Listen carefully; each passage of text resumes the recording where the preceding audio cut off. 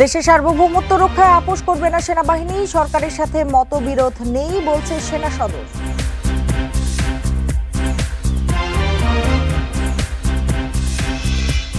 কালকের মধ্যে চাকরির অধ্যাদেশ বাতিল না হলে কর্মবিরতি, সংস্কারে বাধা এলে প্রতিহতের ঘোষণা এনসিপির।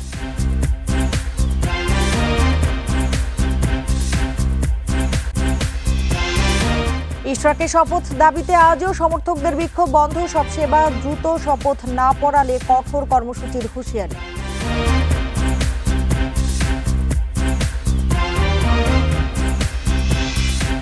চার জেলায় আজও 127 জনকে পুশিং করেছে বিএসএফ, পরিচয় যাচাই বাছাই করছে বিজিবি।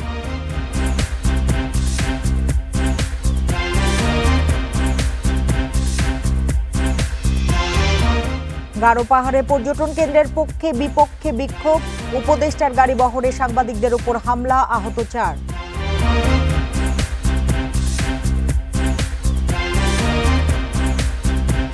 এই ঈদে জামা জুতো অ্যাক্সেসরিজের ডিসকাউন্ট। আমন্ত্রণ বিরতিহীন রাত 9টায় বাংলাদেশে। আপনাদের সঙ্গে আছি আমি সুমনা সিমি। এতক্ষণ জানাচ্ছিলাম শিরোনামগুলো, এবার জানাবো পুরো খবর।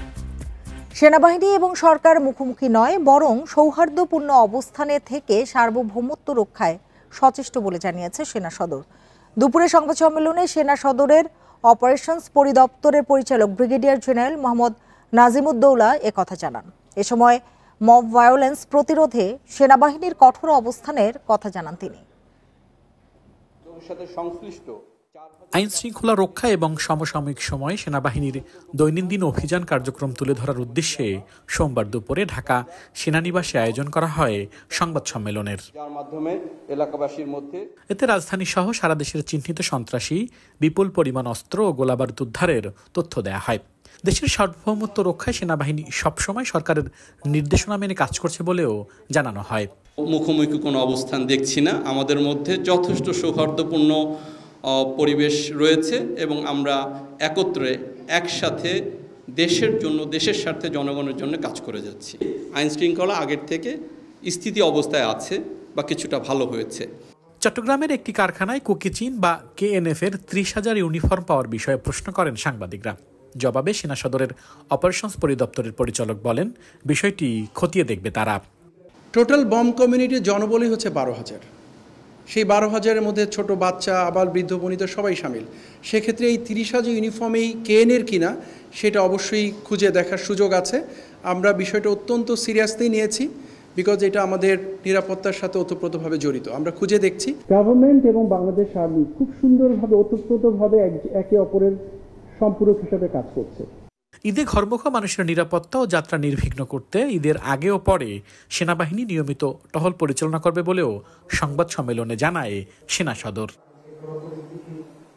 আল আমিন হোসেন, ইন্ডিপেন্ডেন্ট নিউজ, ঢাকা। মঙ্গলবারের মধ্যে সরকারি চাকরি অধ্যাদেশ 2025-এর 4টি ধারা বাতিল না করলে সারা দেশে কর্মবিরতির ঘোষণা দিয়েছেন সচিবালয়ের কর্মকর্তা কর্মচারীরা। অধ্যাদেশ অনুমোদনের প্রতিবাদে টানা 3য় দিন সচিবালয়ে বিক্ষোভ করেন তারা।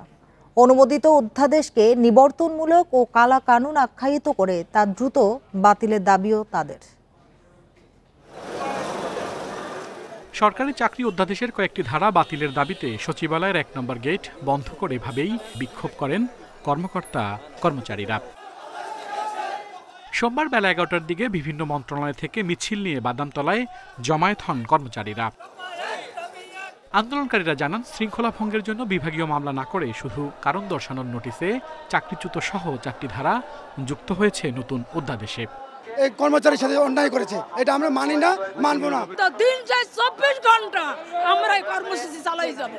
নতুন অধ্যাদেশের কারণে সহজেই শাস্তি, এমনকি চাকরি থেকে বরখাস্তের সুযোগও তৈরি হয়েছে বলে জানান তারা। 46 বছর আগের কালা কানুন আইন যখন সংবিধান স্থগিত ছিল, সেই কালা কানুন আইনগুলো তো এটা কেউ মেনে নেবে না। এই পরিস্থিতিতে মঙ্গলবারের মধ্যে অধ্যাদেশ প্রত্যাহার না হলে দেশব্যাপী বিক্ষোভ কর্মসূচি ঘোষণা করে সচিবালয় কর্মকর্তা কর্মচারী ঐক্য ফোরাম। ততক্ষণ পর্যন্ত চলমান থাকবে যতক্ষণ না পর্যন্ত এই কালো আইন বা অধ্যাদেশ সম্পূর্ণরূপে প্রত্যাহার না করা হবে। আগামীকাল সারা বাংলাদেশের কর্মকর্তা কর্মচারীদের প্রতি অনুরোধ থাকলো, আপনারা অবশ্যই আপনাদের যার যার অবস্থান থেকে কর্মসূচি পালন করবেন যতক্ষণ পর্যন্ত সচিবালয় থেকে আমরা কোনো নির্দেশনা না দেব। 22 মে সরকারি চাকরি অধ্যাদেশ 2025-এর খসড়া অনুমোদন দেয় উপদেষ্টা পরিষদ। এরপর রোববার অধ্যাদেশের গেজেট প্রকাশ হয়। আল আমিন হোসেন, ইন্ডিপেন্ডেন্ট নিউজ, ঢাকা। সংস্কার কাজে সচিবালয় থেকে কোনো রকমের বাধা এলে জনগণকে সাথে নিয়ে কঠোরভাবে প্রতিহত করার হুঁশিয়ারি দিয়েছেন এনসিপির দক্ষিণাঞ্চলের মুখ্য সংগঠক হাসনাত আব্দুল্লাহ। দ্বিতীয় দিনের পথসভা কর্মসূচির আগে সকালে চট্টগ্রাম 2 নম্বর গেট বিপ্লব উদ্যানে এসব কথা বলেন তিনি। হাসনাত বলেন, 5 আগস্টের আগে এনবিআর, কাস্টমস সহ নানা সরকারি প্রতিষ্ঠান দুর্নীতির আখড়ায় পরিণত হয়েছিল। সেসব প্রতিষ্ঠানে সংস্কার করা জরুরি হয়ে পড়ায় সরকার সংস্কার কার্যক্রম শুরু করেছে। এতে সচিবালয় সহ বিভিন্ন প্রতিষ্ঠানে কেউ বাধা তৈরি করলে তা সহ্য করা হবে না। কর্মসূচির দ্বিতীয় দিন চট্টগ্রামের রাঙ্গুনিয়া, রাউজান, হাটহাজারী, ফটিকছড়ি সহ নানা উপজেলায় পথসভা করবে এনসিপি।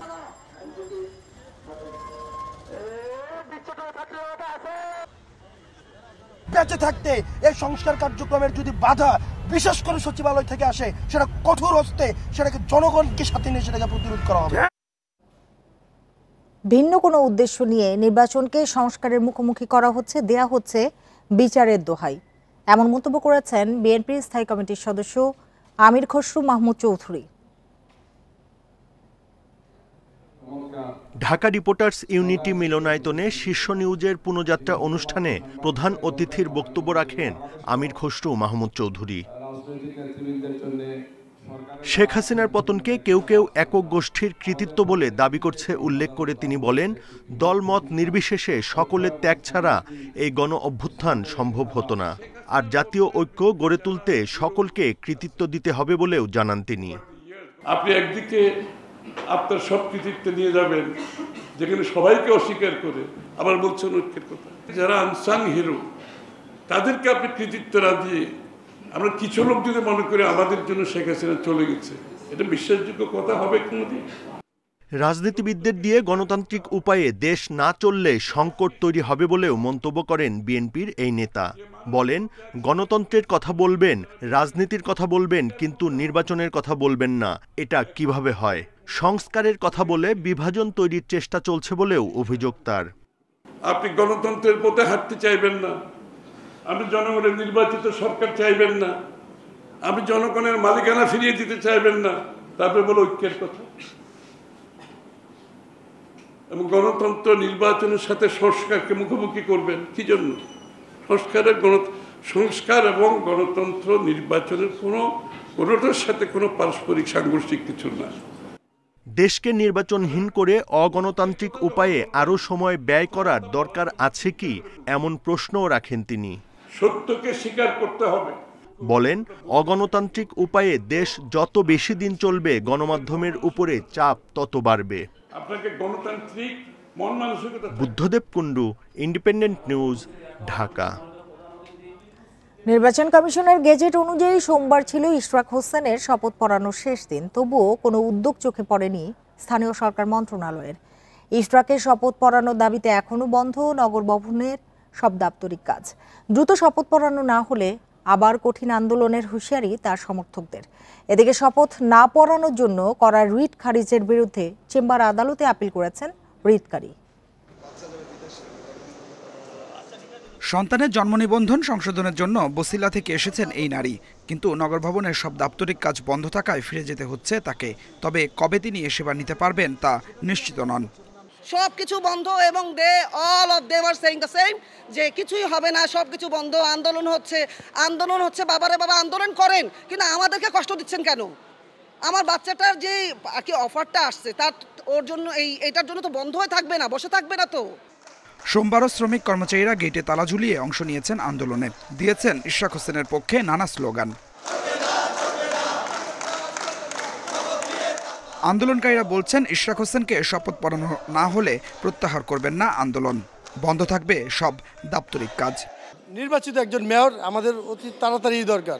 আমরা অনির্বাচিত কোনো প্রশাসকের আন্ডারে কাজ করার আগ্রহী না। নগরবাসীকেও ভোগান্তি করতে চাই না। একটা মেয়রকে আসুক, মেয়রকে শপথ করাক, দেখবেন কালকের থেকে ঢাকার সেবামূলক কার্যক্রম শুরু হয়ে যাবে। নির্বাচন কমিশনের গেজেট অনুযায়ী সোমবার ছিল শপথ গ্রহণের শেষ দিন। তারপরও কোনো উদ্যোগ নেয়নি স্থানীয় সরকার মন্ত্রণালয়। এদিকে আগামী 24 ঘন্টার মধ্যে ঢাকা দক্ষিণ সিটি কর্পোরেশনের মেয়র হিসেবে শপথ পড়ানো না হলে আবার কঠিন আন্দোলন শুরুর হুঁশিয়ারি দিয়ে ঘোষণা করা হয়েছে নতুন কর্মসূচি। আমাদের এই আন্দোলনের ভিতরে কোনো কেউ না ঢুকে তৃতীয় পক্ষ এই সিটি কর্পোরেশনের এই নগর ভবনের কোনো অফিসে কোনো ধরনের নাশকতা না চালায়, কোনো ধরনের কোনো বিশৃঙ্খলার সৃষ্টি না করে এই মর্মে আপনাদের খেয়াল রাখতে হবে। বিএনপি নেতা ইশরাক হোসেনকে মেয়র হিসেবে শপথ না পড়ানোর জন্য করা রিট খারিজের বিরুদ্ধে সুপ্রিম কোর্টের চেম্বার আদালতে আপিল করেছেন রিটকারী। মঙ্গলবার চেম্বার আদালতে এ বিষয়ে শুনানি হতে পারে। জনাব ইশরাক সাহেবের যে রিটটি সেটিও কিন্তু এখনও শুনানির জন্য অপেক্ষমান আছে।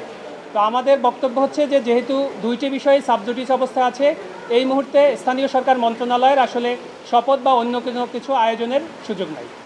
এদিকে ইশরাককে দ্রুত শপথ পড়াতে স্থানীয় সরকার মন্ত্রণালয়কে আইনি নোটিশ পাঠিয়েছেন তার আইনজীবী barrister Mahbubuddin Khokon. Adilur Rahman, independent news, Dhaka. অন্তর্বর্তী সরকারের সময়ই শেখ হাসিনার মানবতা বিরোধী অপরাধের মামলার রায় পাওয়া যাবে, একথা জানিয়েছেন আইন উপদেষ্টা আসিফ নজরুল। সোমবার দুপুরে ফেসবুকে এক পোস্টে একথা জানান তিনি। আইন উপদেষ্টা আরও বলেন, শিগগিরই শেখ হাসিনার বিচারের শুনানি শুরু হবে। এদিকে আজ আন্তর্জাতিক অপরাধ ট্রাইব্যুনালের প্রসিকিউশন থেকে জানানো হয়েছে, ঈদুল আজহার আগেই শেখ হাসিনার মানবতা বিরোধী অপরাধের মামলার আনুষ্ঠানিক অভিযোগপত্র দাখিল করা হবে। এ মামলায় সাবেক স্বরাষ্ট্রমন্ত্রী আসাদুজ্জামান খান এবং সাবেক আইজিপি চৌধুরী আবদুল্লাহ আল মামুনও আসামি। গত 12ই মে চিফ প্রসিকিউটরের কাছে জুলাই অভ্যুত্থানে মানবতা বিরোধী অপরাধের তদন্ত প্রতিবেদন দেয় তদন্ত সংস্থা।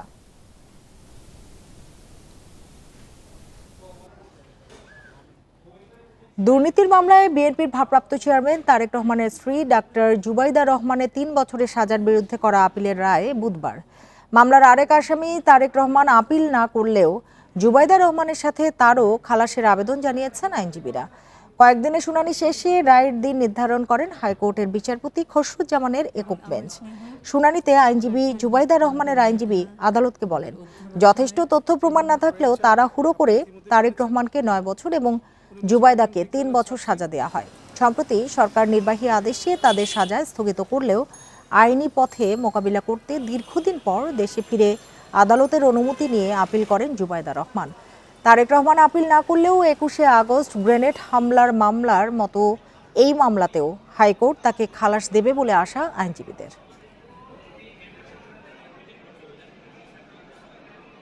এই আপিল আপনি শুনতে গিয়ে যদি দেখেন যে না, তারেক রহমান সাহেবের কোনো সম্পত্তি আপনার অবৈধ উপায়ে অর্জিত না অথবা তার জ্ঞাত আয়ের বহির্ভূত না, তাইলে যদি বেগম জুবাইদুর রহমান আপনার খালাস হয়, এই খালাসের বেনিফিট যেটা, এটা যদিও নন অ্যাপিলিং অ্যাকিউজ, কিন্তু এটা আপনারা জনাব তারেক রহমান সাহেবকে দিতে পারেন।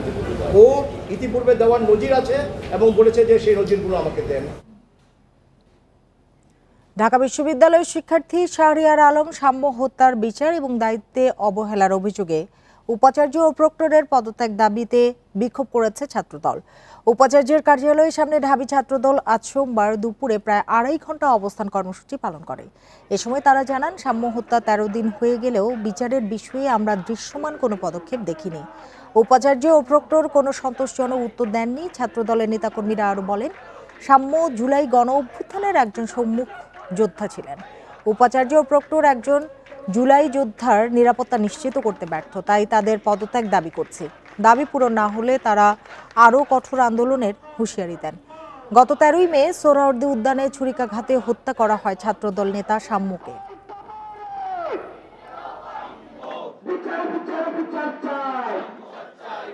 আপনারা ইতিমধ্যে 13 দিনের মাথায় প্রমাণ করে দিয়েছেন, এখন পর্যন্ত আপনারা কোনো অফিসিয়াল বক্তব্য দিতে পারেননি। আমরা আইনের শাসন প্রতিষ্ঠার লক্ষ্যে যে আন্দোলন সংগ্রাম করেছিলাম, আমরা সেই আইনের শাসন দেখতে যাচ্ছি, আমরা সেই ন্যায় বিচার দেখতে যাচ্ছি।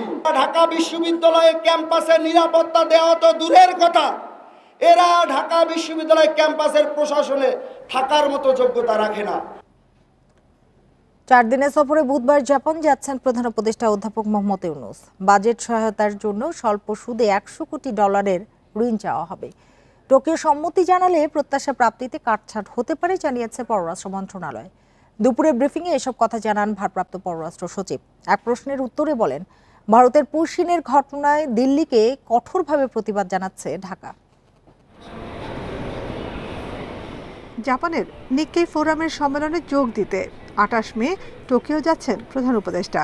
সফরে 30 মে প্রধান উপদেষ্টা অধ্যাপক মোহাম্মদ ইউনুস এবং জাপানের প্রধানমন্ত্রী শিগেরু ইশিবার নেতৃত্বে দুই দেশের প্রতিনিধি দল দ্বিপাক্ষিক বৈঠকে বসবেন। এই তারিখ এবং সময়ে আমাদের মাননীয় প্রধান উপদেষ্টা জাপান সফরে যাচ্ছেন। আলোচনায় গুরুত্ব পাবে বাণিজ্য, বিনিয়োগ, রোহিঙ্গা, নিরাপত্তা সহযোগিতার বিষয়গুলো। এছাড়া ঢাকা টোকিওর মধ্যে বিভিন্ন খাতে সহযোগিতা বাড়াতে বাজেট সহায়তা সহ 60টি সমঝোতা চুক্তি সইয়ের কথা রয়েছে। ব্রিফিংয়ে ভারপ্রাপ্ত পররাষ্ট্র সচিব জানান, বাংলাদেশ জাপানের কাছে $1 বিলিয়ন মার্কিন বাজেট সহায়তা চেয়েছে। এ বিষয়ে ইতিবাচক সাড়াও দিয়েছে দেশটির সরকার। আমরা যে budgetary support loan, soft loan চেয়েছি, এটা এক্সিস্টিং যে মেকানিজমগুলো আছে এই মেকানিজমের আন্ডারে চেয়েছে। এক্সচেঞ্জ অফ নোটই হচ্ছে যে একটা এক্সিস্টিং মেকানিজমের ভেতরেই আমরা এটা করছি।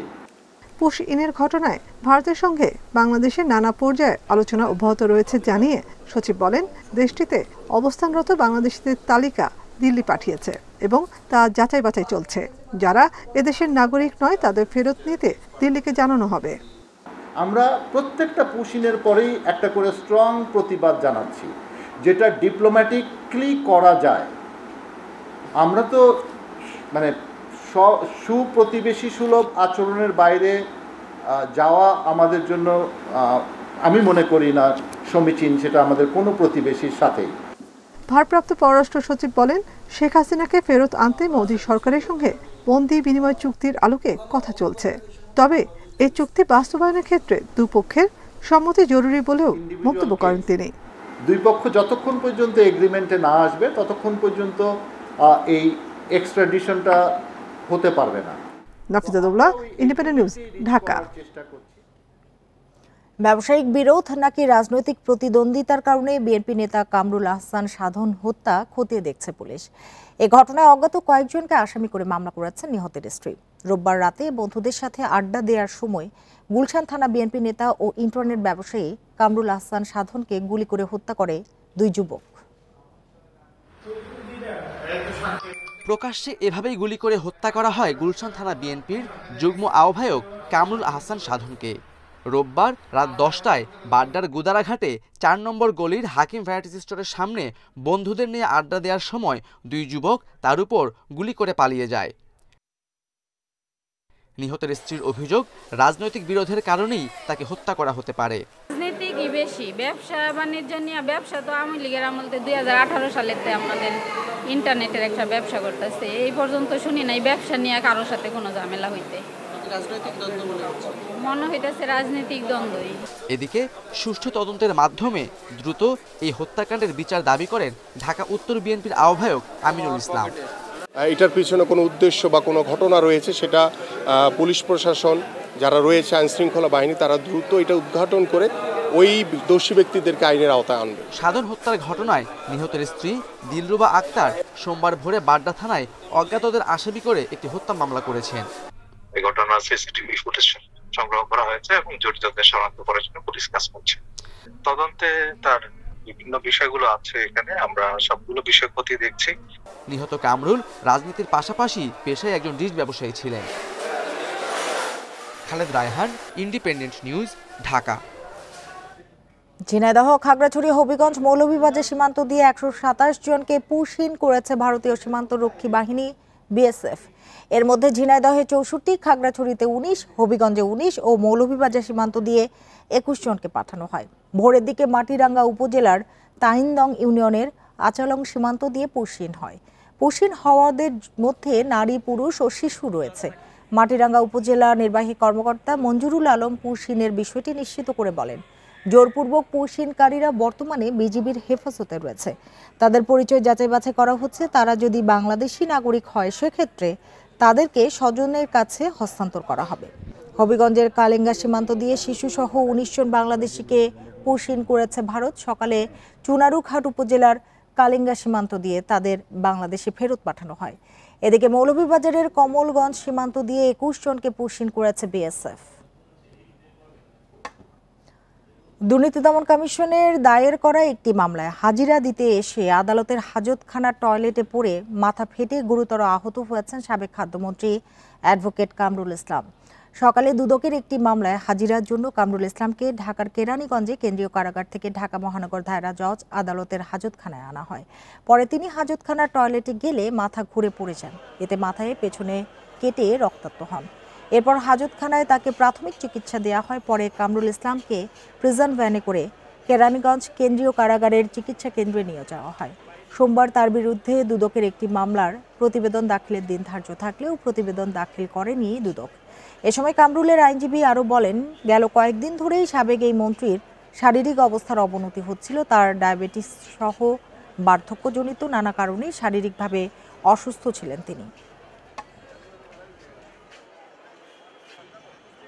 টয়লেট ব্যবহার করতে যায়, সেখানে উনি পড়ে গিয়ে মাথায় গুরুতর আঘাত পায় এবং পরবর্তীতে আজকে যারা এখানে ডিসি প্রসিকিউশন সহ যারা কোর্ট পুলিশ এদের সার্বিক সহযোগিতায় উনাকে প্রাথমিক একটা ট্রিটমেন্ট দেওয়া হয়। এরপরে উনাকে জেলখানায় কারা হাসপাতালে প্রেরণ করে। তত্ত্বাবধায়ক সরকার পুনঃপ্রতিষ্ঠায় কারো দ্বিমত নেই। এছাড়া দ্বিকক্ষ বিশিষ্ট পার্লামেন্টের পক্ষেও মত দিয়েছে অধিকাংশ রাজনৈতিক দল। সোমবার জাতীয় ঐকমত্য কমিশনের সহসভাপতি অধ্যাপক আলী রিয়াজ এসব তথ্য দেন। তবে সংবিধান সংস্কার কমিশনের সুপারিশ নিয়ে আরও আলোচনার প্রয়োজন রয়েছে বলে মনে করেন তিনি। সংবিধান নির্বাচন ব্যবস্থা সহ ৬টি সংস্কার কমিশনের সুপারিশ পর্যালোচনা করেছে জাতীয় ঐকমত্য কমিশন। এর মধ্যে ৩৩টি রাজনৈতিক দল ও জোটের সঙ্গে ৪৫ বার বৈঠক করেছে ঐকমত্য কমিশন। আলোচনার অগ্রগতি তুলে ধরতে সংবাদ সম্মেলন করেন কমিশনের সহসভাপতি অধ্যাপক আলী রিয়াজ। তিনি জানান, মৌলিক পরিবর্তনে একমত হয়েছে বেশিরভাগ রাজনৈতিক দল। এর মধ্যে রয়েছে তত্ত্বাবধায়ক সরকার পুনঃপ্রতিষ্ঠা ও দ্বিকক্ষ বিশিষ্ট পার্লামেন্ট চালু করা। এছাড়া স্থানীয় সরকার নির্বাচনও ইসির অধীনে করার পক্ষে অধিকাংশ দল। যেসব বিষয়ে ঐকমত্য বা আংশিক ঐকমত্য হয়েছে তার মধ্যে আছে তত্ত্বাবধায়ক সরকার পুনঃপ্রতিষ্ঠার ব্যাপারে রাজনৈতিক দলগুলোর ভেতরে কোনো রকম দ্বিমত নেই। সংবিধানে রাষ্ট্রের মূলনীতি হিসেবে সাম্য, মানবিক মর্যাদা, সামাজিক সুবিচার, বহুত্ববাদ এবং গণতন্ত্র অন্তর্ভুক্ত করার প্রস্তাবে বহুত্ববাদ না রাখার ব্যাপারে অধিকাংশ দল মতামত দিয়েছেন। তবে বিচার বিভাগ বিকেন্দ্রীকরণ, তত্ত্বাবধায়ক সরকারের মেয়াদ ও প্রধান উপদেষ্টা নিয়োগ এবং একই ব্যক্তি কতবার প্রধানমন্ত্রী হতে পারবেন সেগুলো এখনও অমীমাংসিত। রাষ্ট্রপতি নির্বাচন ও সংবিধান সংশোধন প্রক্রিয়া নিয়েও আলোচনা প্রয়োজন বলে জানান অধ্যাপক আলী রিয়াজ। সংবিধান সংস্কার কমিশনের সুপারিশগুলোর ক্ষেত্রে অনেক বিষয়ে নীতিগত ঐকমত্য হলেও অনেক বিষয়ে আরও আলোচনার প্রয়োজন আছে। তবে প্রধানমন্ত্রী এবং রাষ্ট্রপতির মধ্যে ক্ষমতার ভারসাম্য কিভাবে হবে সেই প্রশ্নে ভিন্ন ভিন্ন মত আছে। যে কোনো সিদ্ধান্ত চূড়ান্ত করার আগে জরিপ করা হবে বলেও জানান অধ্যাপক আলী রিয়াজ। পরিবর্তনের ব্যাপারে ঐকমত্য হলেও। রেজওয়ানুল হক, ইন্ডিপেন্ডেন্ট নিউজ, ঢাকা।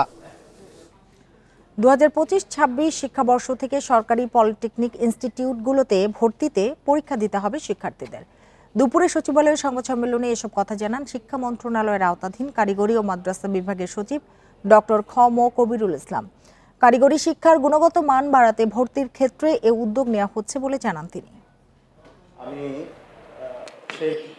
সমসাময়িক কারিগরি খাতের নানা বিষয় নিয়ে সংবাদ সম্মেলন করে শিক্ষা মন্ত্রণালয়ের আওতাধীন কারিগরি ও মাদ্রাসা বিভাগ। সংবাদ সম্মেলনে জানানো হয়, আগামী শিক্ষাবর্ষ থেকে সরকারি পলিটেকনিকে ভর্তি হতে শিক্ষার্থীদের পরীক্ষায় বসতে হবে। ভর্তির ক্ষেত্রে নেওয়া হবে 100 নম্বরের পরীক্ষা। এর মধ্যে 70 নম্বরের বহু নির্বাচনী পরীক্ষা হবে এবং 30 নম্বর থাকবে জিপিএর ওপর। আমরা শুধু সরকারিগুলোর জন্য ভর্তি পরীক্ষা নিচ্ছি, কারণ বেসরকারিগুলো আরও ছাত্র পায় না, সেখানে ভর্তি নিতে গেলে হবে না। বেসরকারি অনেক প্রতিষ্ঠান আছে যেগুলা ওই বাণিজ্যিক মানে কি ব্যক্তি উদ্যোগে তৈরি করা হয়েছিল, যেটা কোয়ালিটি মেনটেন করতে পারে নাই।